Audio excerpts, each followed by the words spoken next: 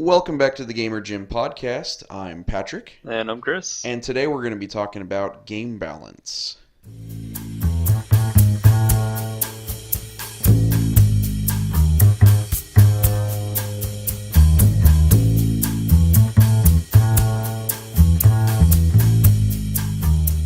Once again, thank you guys for tuning in to the Gamer Gym podcast. Today we're going to be talking about game balance, but before we get started, I do just want to remind you can always find us at gamergym.net or Facebook and Twitter at Gamergym Podcast. Definitely check out our pages.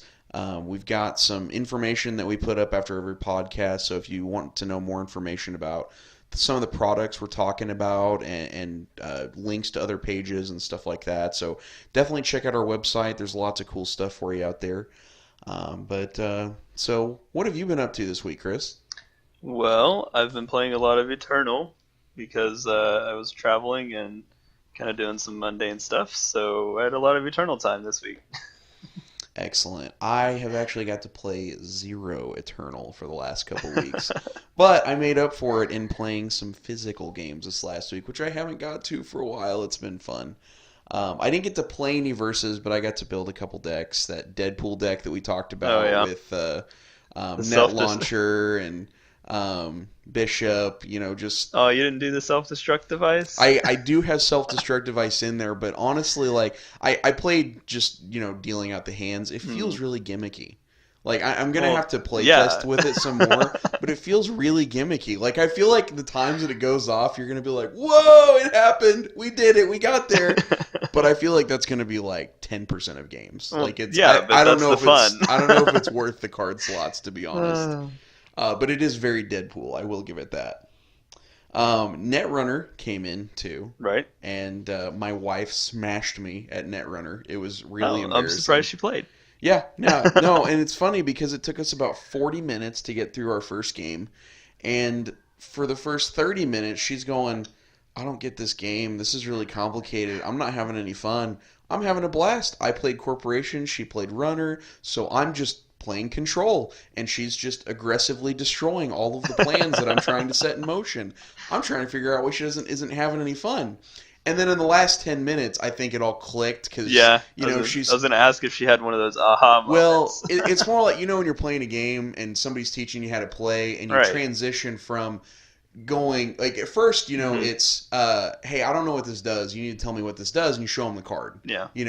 And then you kind of transition into, so if I have a card that says this, yeah. hypothetically, that means, not saying that I do. You're starting to get concepts down, and you don't have to give specifics to get coaching, right? Right. So by the end of our first game, though, she's not asking for help. She's not looking at the rules. She's just making her plays, and she knows that it works the way that she thinks it works. She had confidence in her plays, which is really cool.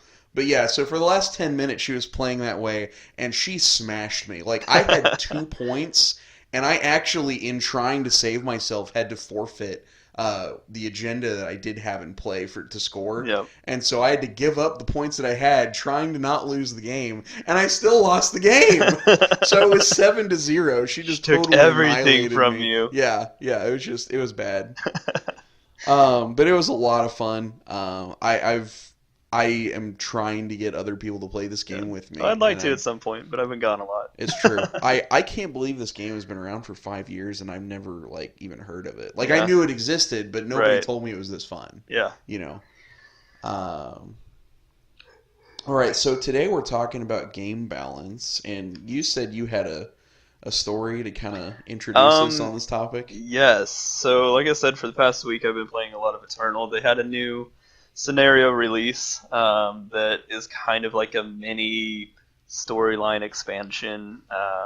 One of the cards that released in it is kind of taking over a lot of decks right now. And if anybody's played Magic, it's very Minotaur deck from the Theros, I think it was. Theros block? That sounds Theros familiar. Was the Greek one. Right, yeah, right. There were but they had a lot of Minotaurs in there. And so yeah, he's a 5-cost 5/7, 2. No, not 2. He's a 5. Yeah, 5/7, And whenever he attacks, I'm trying to remember exactly what it does because I only looked at it like 10 minutes ago and I can't remember now. So Well, you just showed it to me. Yeah, I know. He's a 5-cost 5/7. When he attacks, you get the first Minotaur and the first weapon out of the top 5 of your deck, and both of them get +5 attack. That's so much value. That's so much value. He's extremely powerful in the right deck, obviously. Full Minotaurs and weapons, what they call an armory deck, because there's another Minotaur armory card that he goes really well with, but I'm not going to talk about that one because I don't know. I don't remember what it does off the top of my head. But anyway, so yeah, he's by himself, very very powerful, very. A lot of people are saying unbalanced, which is kind of our topic, which is why I brought it up. But yeah, just his abilities, his stats for his cost are not very even. Yeah, well, you showed me that card, and I haven't kept up with Eternal ever since they released that new campaign. Probably I haven't touched the game. Mm-hmm. And you showed me that card, and I read him, and my first reaction was, "That's not okay."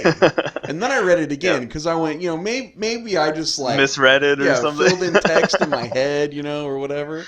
But I read it a second time, and I went, "No, that's not okay." Like, maybe it's Minotaur or weapon, not both. I mean, it can't surely be both. It can't be both. But yeah, so that's one example, and then the other one that's seen a lot of play recently is the other one that I showed you.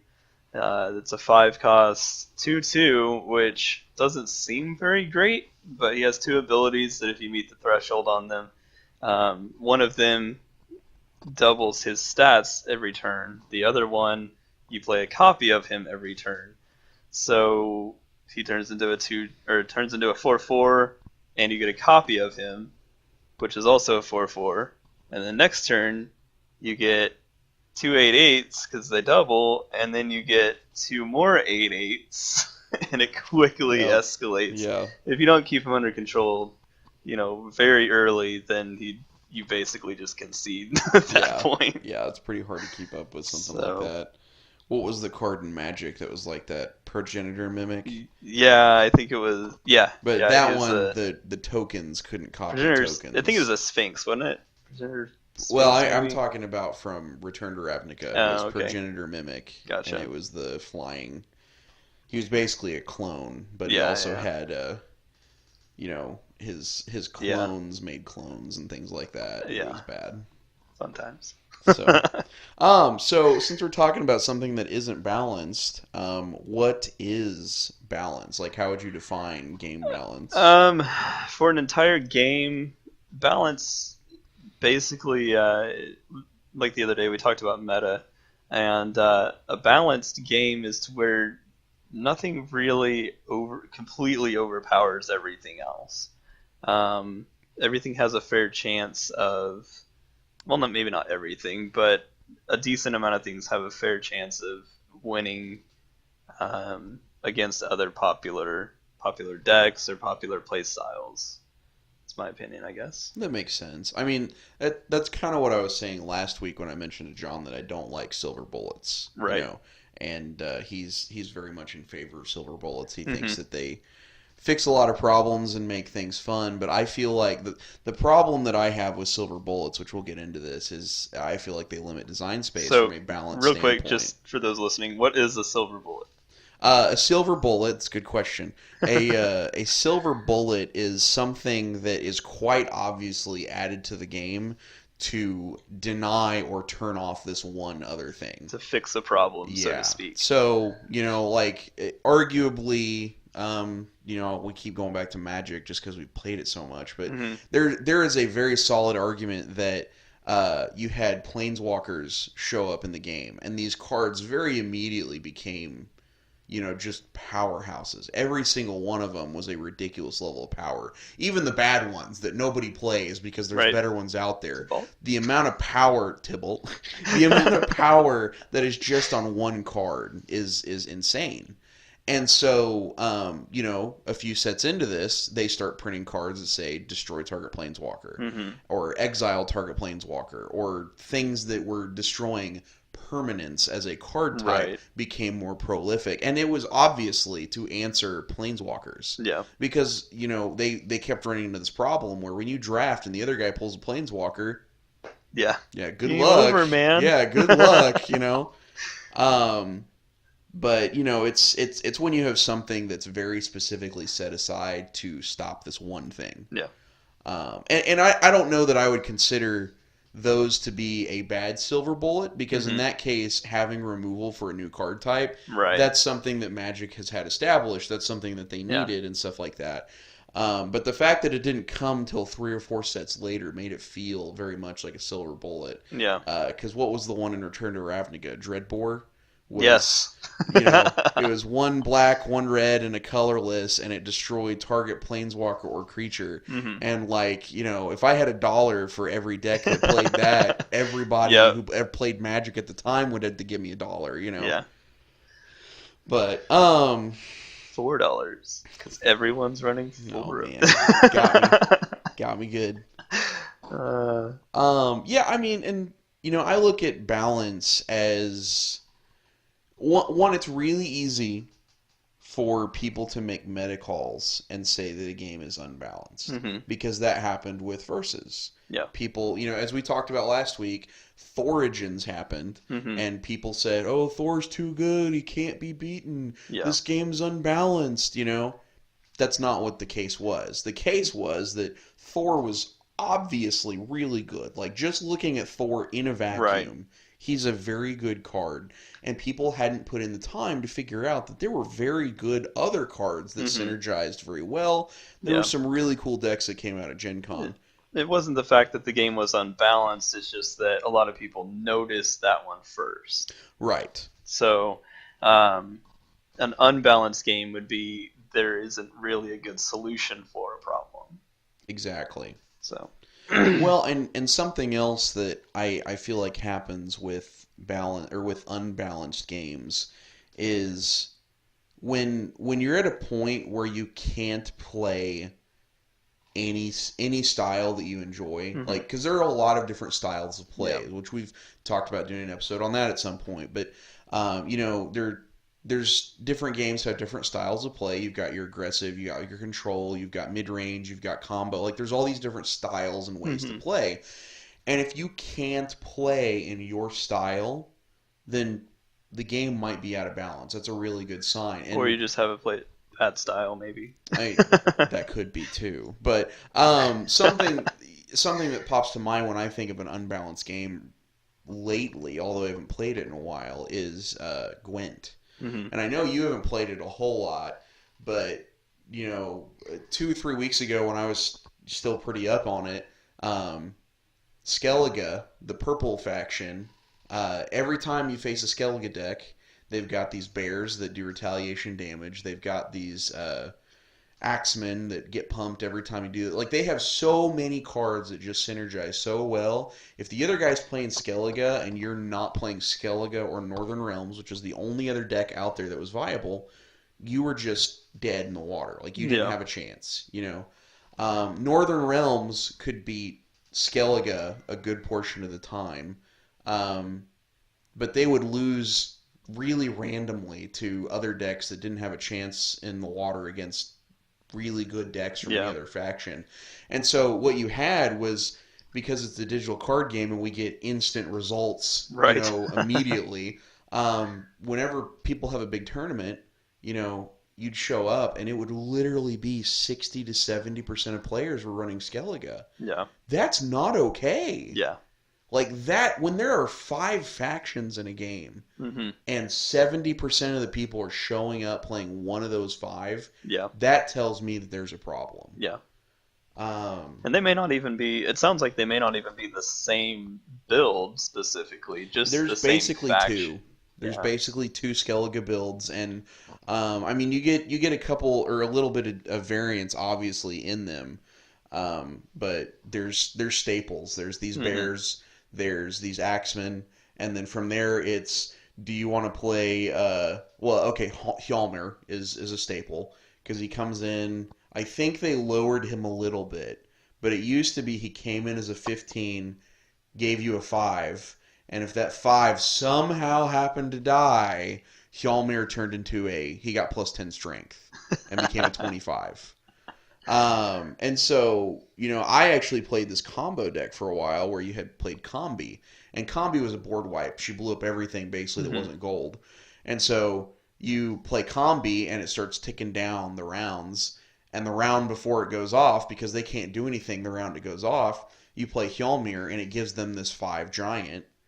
And then you pass the turn to them. And before they can even play a card, Combi goes off, kills the giant, and Hjalmir's now at 25. And Gotcha. you've wiped their board. Yeah. And sure you wiped yours too, but you knew it was coming, and Hmm. you now have a 25 gold, so like you're fine. Yeah. But Um, so as compared to games overall, do you think, or how would you define if a certain card is unbalanced? Like you kind of referenced that this Minotaur might be unbalanced as right. an individual card. So what are things So that you look for when you're saying that something individually is unbalanced? well, kind of like I said earlier, the stats of specifically card games, or what it does and how strong it is compared to what it costs you. Um, so like, if you had a 4 cost 10/10 with no drawbacks, it's obviously an Eternal would be way overpowered. Right. Playing something that high stats that early in the game wouldn't be fair for your opponent. Definitely. um, so, I mean, a card's value is kind of debatable, as we've kind of talked about before. It also has to do with the deck that it's in. The other cards that it's with also give it more or less value. So if you have a card that's 4 cost, draw 3 cards, it's going to have a lot more value if you have something else on the field that gives you another benefit for drawing cards. Drawing cards is good, as we say. So Yeah, by it's itself, it's still not bad. I was playing Legendary with my wife and my parents last night actually, and I had a choice between two cards my first round, and I looked at the second one and it said draw a card, and I said, well, Yeah. that has my three favorite words on it, so I took that card. Comes to be my turn next up, and I get a choice between two cards, and my dad points at one. He goes, "Well, this one says draw cards, so you're gonna take that one?" And I said, "No, this one has my other favorite words. Draw two cards." Yep. Yeah. So, um, but yeah, a card's value is self-contained a little bit, but it's also in a broader scope. It can be influenced by that as well. So, Well, right. You can look at a card and say whether it's good or bad in a vacuum, but hmm then as we talked about last week, you can, once you add in the meta and what other people are playing or not playing, right. a card that could be good conceivably may or may not be very good at all. So, but yeah, no, I think that there has to be a cost for gaining advantage. And I mean, like, hmm that's what competitive games are at the Yeah. root, right? Is it's just resource management.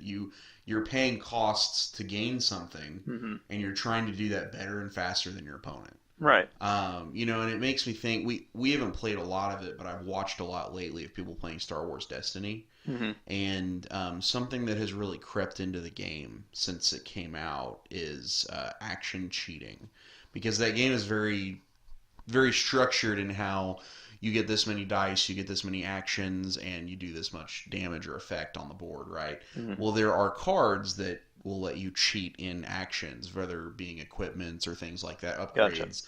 And, there are a lot of people who agree that cheating in actions, it's really hard to come up with a way that's fair to Yeah. cost that, because getting actions is just so good. It's so much value. It's hard to find a way to actually make that hurt the player at all. And the ways Yeah. that it costs you right now, it doesn't hurt you at all. Like Yeah. action cheating or action chaining it's so good. Yeah. And I kind of did something similar in the Smash Up game that we played the other day, It's true. where I got to play 4, I think it was, extra cards on my turn. When you're normally supposed to only play 2 cards per turn, I played 6. Yeah. But aside from that, So we keep talking about like the playability of a card, like we've mentioned that word a couple times. Um, what is card playability? well, And does it have an effect on balance? Whether a card card is, quote, playability. playable. Because we say I that don't all know. the time. We I look mean, at cards and we go, cards. oh, this card's not playable. Oh, that card? That's playable. You know, like, Well, what does that mean? yeah, I mean that really Like, I it get comes you're down to the saying, balance I'm for going to me put too. that in my deck. But Yeah. I mean, it comes down to the value of the card, which I don't know if this one covers value as well or not. Value balance, they're kind of the same thing. Um, but I can see that. yeah, so the value or the balance of the card um, is really its playability is kind of another word for it in my opinion. Is that card well balanced or even maybe overpowered? Yeah. You know, uh, pay 1, scry 3. I'm gonna look at the top 3 cards in my deck, put 1 in my hand and the rest at the bottom. Okay. You're talking about Ponder right now. Yes. Yeah. No, Ponder wasn't even scry. It was look at the top 3. Yeah. Put Oh, them they had back in something any similar. order. And then you put, Yeah, and that's then what it you was. can shuffle. Yeah. And then you draw a card. Yeah. No, they had one with scry as well, and in later set, I believe. That's insane. Yeah. So, yeah, I mean, there are cards that their value is just so good that if you're playing that faction or that color, depending on the game, you pretty much have to have it. It becomes a staple. You pretty much are going to play Yeah. that card. So.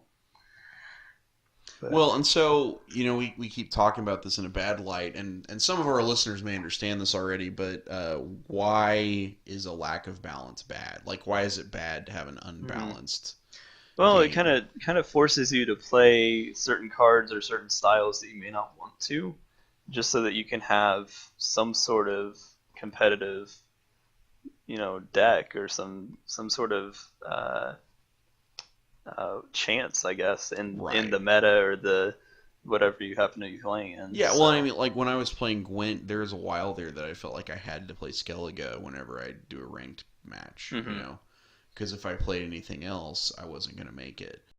With a game like Gwent, where they're rebalancing the cards, like, the cards you're playing with have different stats every Mhm. month because they release a patch and the things are Right. different, you know.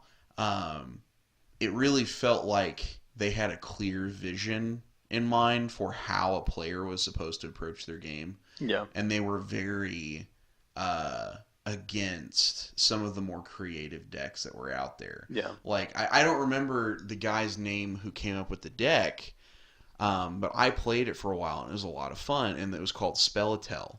And basically, you played the Scoia'tael faction, but with the exception of 3 bronze cards, you didn't have any bronze or silver creatures in the entire deck. And this is a game where you play creatures that have a power factor, and at the end of the round, whoever has more power wins the round. Mhm. And so it was really weird because your opponent is playing creatures, and you turn around and you play cards that usually are very bad, like Epidemic is destroy the lowest creatures on the board. Yeah. Um, Normally that's really bad card because why would you want to kill the lowest of all the powerful creatures out there? But when they just played their first creature, Epidemic's really good. Or Yeah. if they play a creature, one of my favorites was playing against Northern Realms, and they do the soldier deck where you play 1 Temerian infantry and it looks in the deck for all the others and they're the same power. And that goes and gets some Blue Stripes commandos and they're all the same power. And then they follow it up with Yeah. these sergeants and they're all the same power. And you're just like, dude, like you're about to have a real bad day. And you play Epidemic and they lose like 28 power, Mhm. And what was frustrating though is like there was one creature that was the win condition for that, and they basically over the course of 3 patches, kept nerfing that creature into the ground.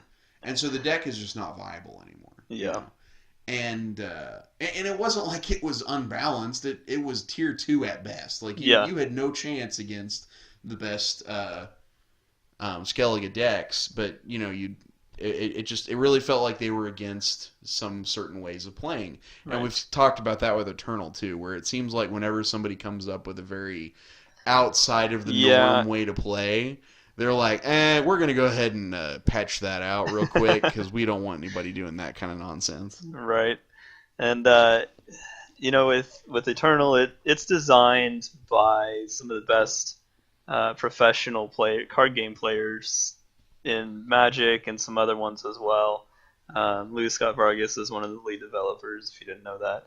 I did not, actually. Yeah, so he that's why it has such a familiar Magic theme to it, is because he obviously has a lot of influence on it. He has a lot, yeah. He's spent a lot of time in Magic, that's for sure. Yeah, I believe he is Hall of Fame Magic, so, but, you know, with that in mind, he's developing it with a certain play style in mind and certain things in mind that he felt like Magic was missing or, you know, let get out of control. So that's, you know, we're going off of kind of his idea of what's balanced and what's not, what should be there, what shouldn't.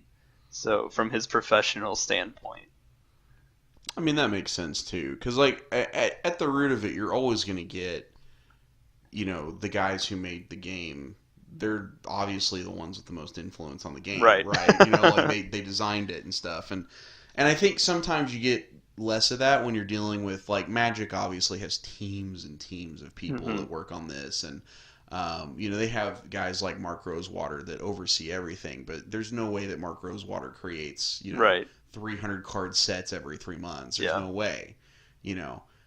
He's got loads of guys working for him that do that, and then when you compare that to games like Eternal, which I know there's a team of guys there, but I'm sure they're vastly smaller. Yeah. You know. And something else that I just thought about whenever you mentioned Magic again that kind of has an influence on these games is, you know, the ones that get changed so quickly, like Eternal, for example, is because they're digital. They can just go in and update the card. Right. You know, with games like Magic, you can't really do that without printing a fix for it.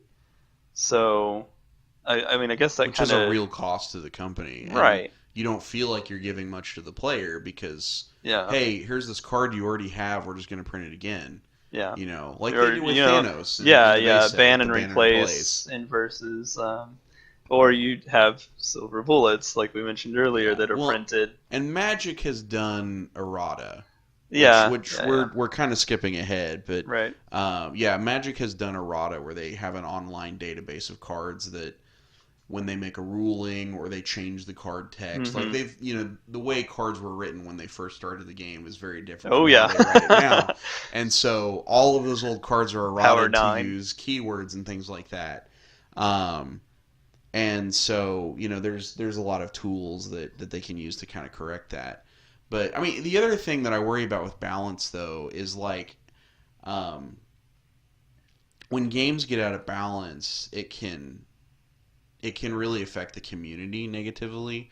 Because, like, I'm going to get splashback from anybody who listens to this who likes Spoils. But Spoils was a game that I feel like is most accurate to say that was in balance because everything was unbalanced. Like, there was not a card in that game that you could not look at and go, that's not okay. And you keep going through the cards and you're like, none of these are okay. They're all just crazy. Like once you understand the rules of the game, the power level of even your low-cost creatures and things were just insane. The game was bananas. But what happened was, I mean, there were a lot of things that happened to Spoils, don't get me wrong, but something that made it rough was very early on, it had a very high barrier of entry to new players. And I think that's something that as a game developer, publisher, you have to have ways You for have to new keep it in players to mind. come in.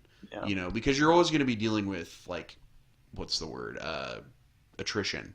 Yeah. Where people you can't retain 100% of players. Hmm. If you're doing things like living card games where you're giving out content all the time, sure, like that's going to help a lot of that. Yeah.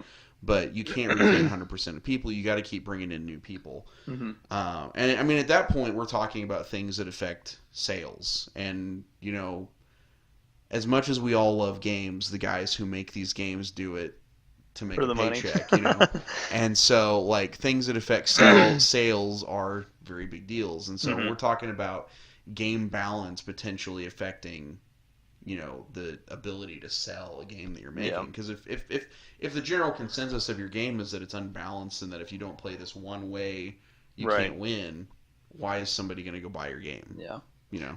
And there is like a slight interest in having a game that's unbalanced all the way around. Right. It's like, because then it's just everybody's kind of unbalanced and overpowered, and it can be fun at times. Right, and if that's your niche, like if that's your thing, then Go for it. Go for it. Spoils was not my game. Yeah. Now, something that kind of comes to mind, though, I played Force of Will for a while, and not extremely long, but for about a year, and kept up with it pretty well. But there were a couple decks that they were just overpowered, but they were still competitive against each other. So there was if you remember artifact decks in Magic, I had a very similar one in Force of Will, and it was so much fun to play because it wasn't fair. And Vito played it, and he was like, I never thought I would say this about such a weeb game, but this is so much fun to play. Yeah.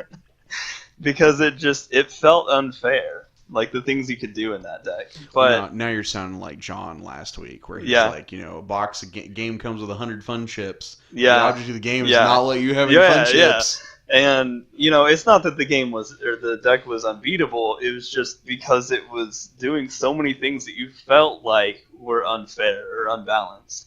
Yeah. And it's just fun. So.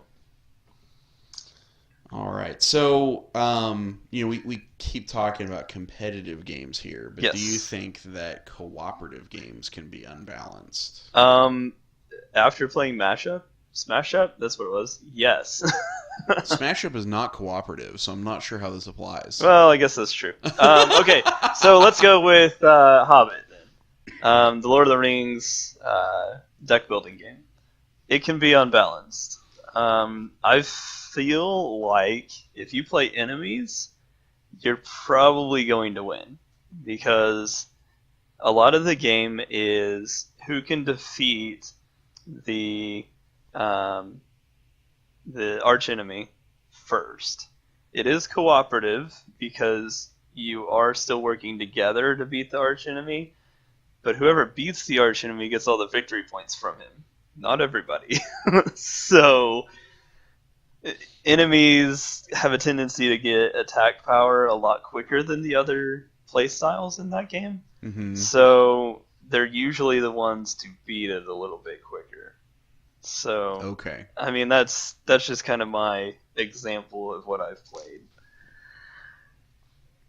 Well, and I actually didn't even think about it from that aspect. But yeah, like if you've got a competitive component to a cooperative game, then it's very easy for that. I mean, if you're not playing victory points, then yeah, it's just whoever, as long as you all beat the archenemy, then it's cool. Right. Well, you do that with versus. Or not versus, with legendary. Legendary. Yeah. Right. Well, as we talked about last week, I hope that was in the take. I'm trying to remember which one I listened to earlier. But, when I play Legendary with, like, my dad, my mom, my wife and stuff, we do count victory points as just kind of a ha-ha. But, like, most of the time it's we beat the mastermind. Like, we didn't die. Like, we played one game last night and we lost to the mastermind, you know? And so, like, I got the most victory points, but I still feel like I lost, you know? And so, Yeah. like, we don't go out there planning to beat out everybody else at the Right. table, which is a very different mindset from, like, when I played it at Gen Con for Mm-hmm. $10,000. Because as far as Yeah. I was concerned, all these other people at the table, they're Yep. enemy number one, you know? And I made plays that were bad for the team, but they were great for me. Right. Right. So, but yeah, like, I mean, with things like Legendary, you can get balance, like you can fall out of balance if excuse me, you can fall out of balance if the the enemy cards and the hero cards have different levels of power and stuff. Like something that makes me think of in Legendary is there's the Fantastic Four set. And in the Fantastic Four, they had Galactus as one of the enemies. And, you know, he's like a 20 power, and you can't do anything to him. Like, he's just insanely powerful. And then the Fantastic Four had all these abilities that, like, combined and chained, and you could transmute money into fight and fight into money. And, like, they basically just broke all the fundamental rules of the game. Yeah. And it was the only way to beat Galactus. But two things happen. Is one, if you played with the Fantastic Four against any other boss or set of enemies, it's way too good. It's not fun at all. Or if you play against Galactus and you don't have the Fantastic Four, you just can't You have win. no chance. Like you absolutely can't come up with 20 damage to hit him. And it's not impossible. You know, just very difficult. It's so hard. Nobody else is a 20 to hit. You know, and so I think that's the main way that they can become unbalanced. Yeah, you can also get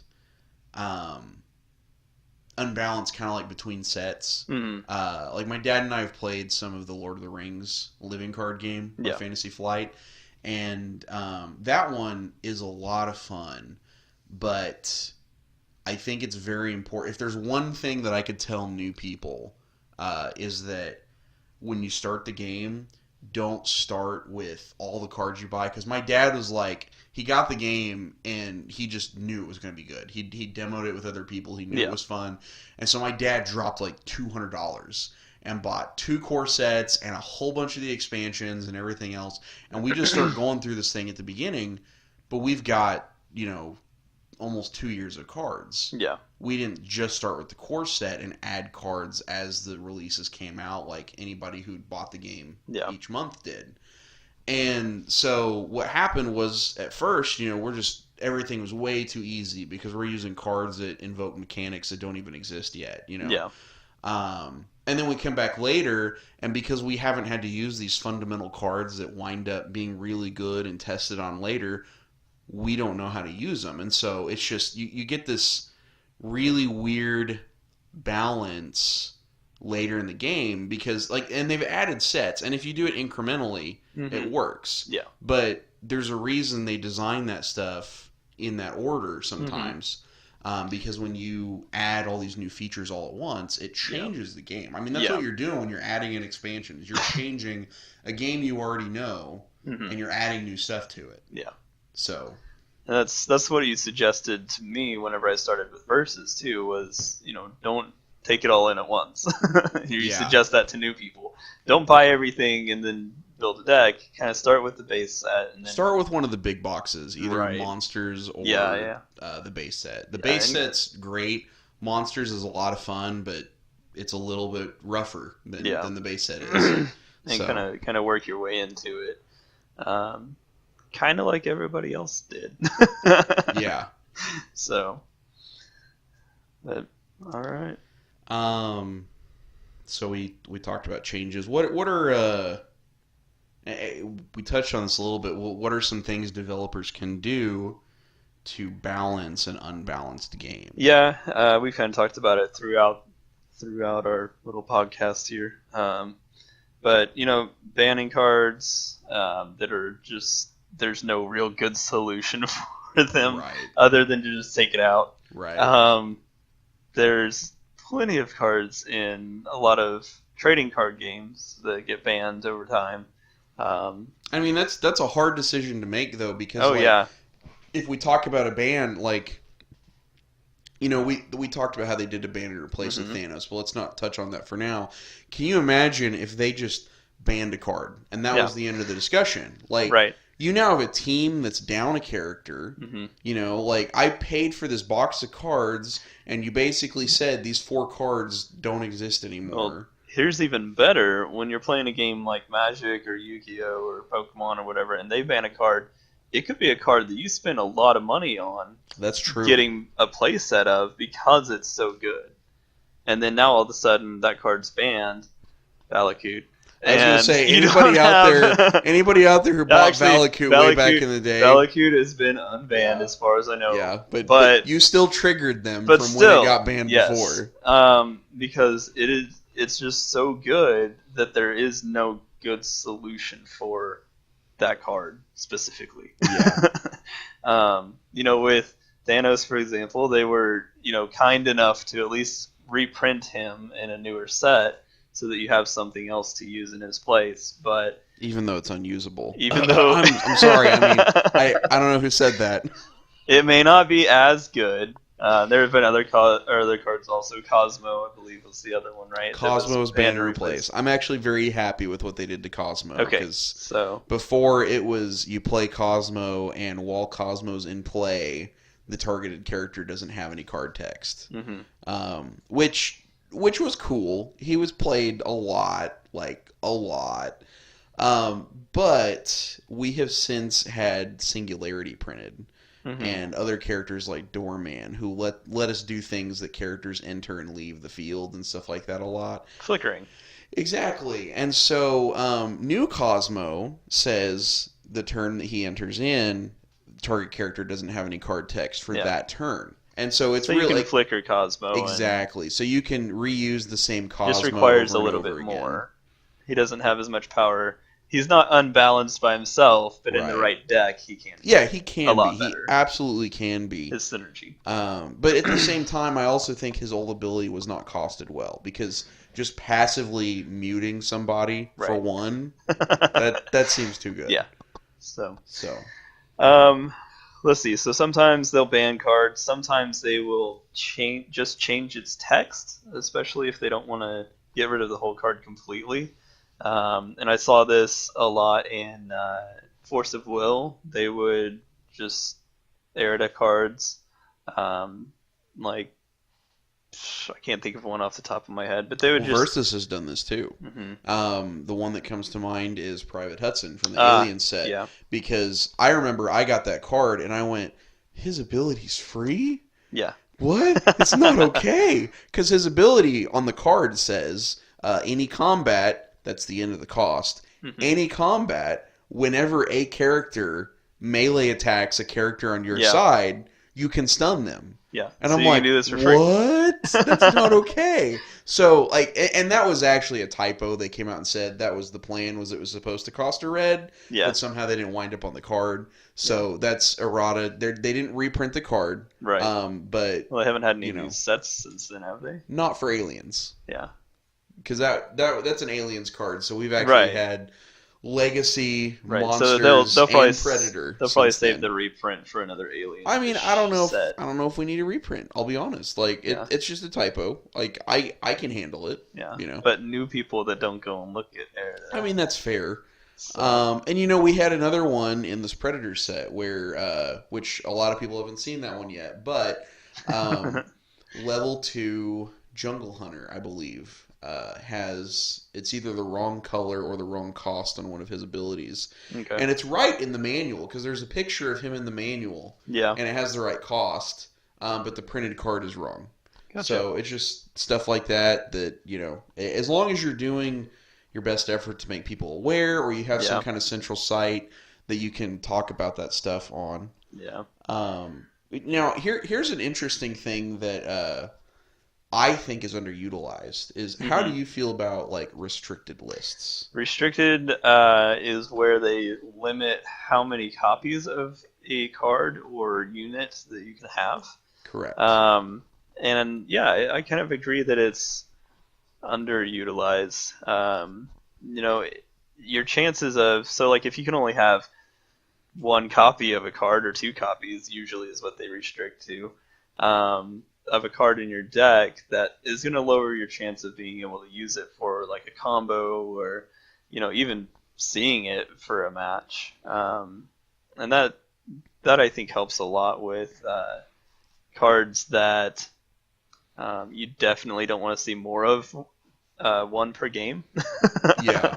So like that Minotaur, for example, using him, and whenever he attacks, you find another one that now gets +5 attack, and he becomes a 10/7 Right. with the same ability. Right.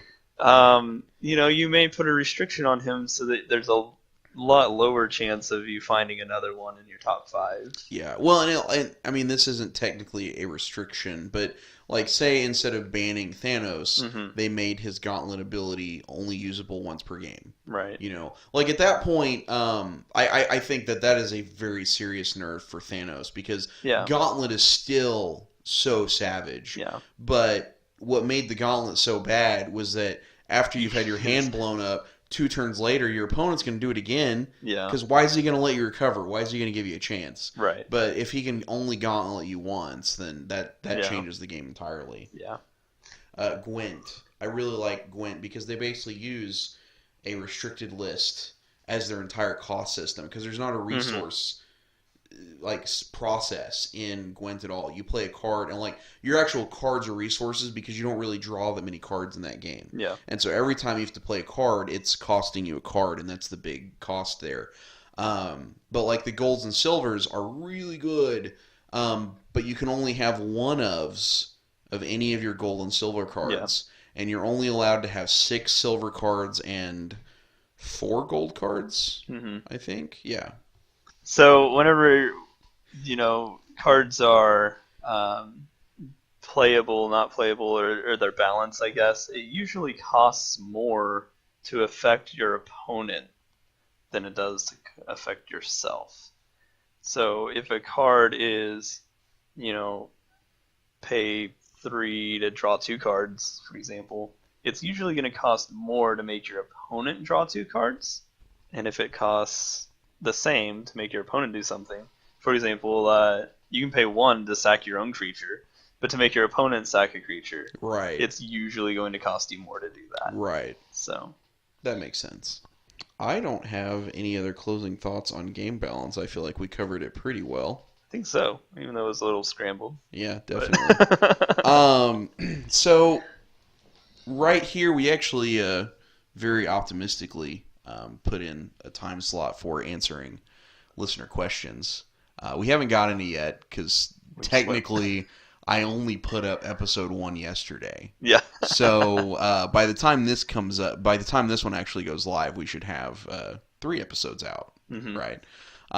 So definitely, check out our website, gamergym.net. As I said, we're going to put up some product links for some of the games we've talked about. If we talked about a game that sounds interesting to you, once again, we'd love it if you'd use our link to pick it up, because we get a little bit of a kickback. I need to put my Eternal reference code on there.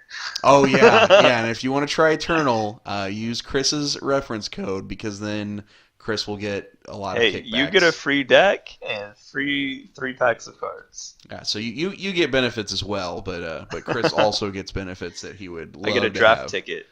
A draft ticket. That's pretty nice. Maybe I'm going to put my... we can put both of them up there and let them pick. Let them pick. All right, you can pick whose referral code you want to use. You can have a contest. Who gets more referrals? I don't know. I'm not competitive. But definitely check it out. We're going to have info up there on these games, as well as links to where you can purchase them. And once again, that is at gamergym.net. And you can find us on Facebook and Twitter at GamerGymPodcast. And so the question that we would love for you guys to put into the comments, if you guys have any comments, questions, ideas for a series or a podcast, definitely throw those out there. But the question we'd love to see you guys answer in the comments this week is, what balancing tools do you like to see or not see? Which ones are your favorites, or which ones do you think work? And which ones do you not like to see, and which ones do you think don't work? Thanks again, guys, for listening to the Gamer Gym podcast, and we'll see you next week.